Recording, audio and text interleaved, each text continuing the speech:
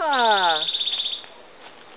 Was there a prophecy that a chief would be born beneath a fiery rooster tail in the sky, and that chief would be the cloud that would rest over all the islands? That chief would rise up and unite the warring tribal islands. The islands had been in war for centuries. And yes, there was a prophecy that a chief would be born that would end this. And that was Kamehameha the Great. He was born on the night, they believe, of Halley's Comet. So there was a fiery rooster tail in the night. And therefore he was spirited off like Moses and hidden away because his father, who was the ruling chief of the Big Island, Hawaii, believed that he was a threat to his throne. And he didn't want someone who was going to unite the Hawaiian Islands rise up and take over his power.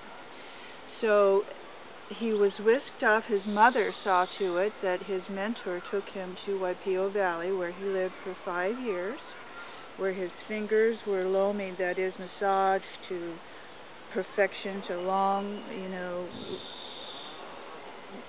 so he could pull the mana from the heavens. He was taught the spiritual ways of the Hawaiians, the genealogical chants, and so forth. So for 5 years he was in training. And then his mother talked the old chief into bringing him back into the village of Kealakekua Bay. So there he lived, and he rose to be a very powerful young warrior. And at 16, he lifted the Neha stone, which was a huge monolith, a lava rock that I found in Hilo.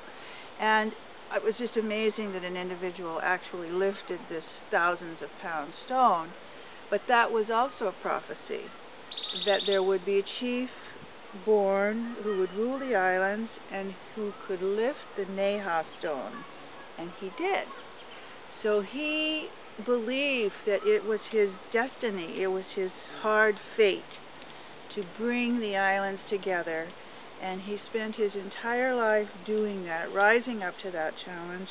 And in fact, he did unite the Hawaiian Islands through many wars and a lot of brutality, but at the end of the day, he gave his people a golden age, and that is why he is so beloved by all Hawaiians today.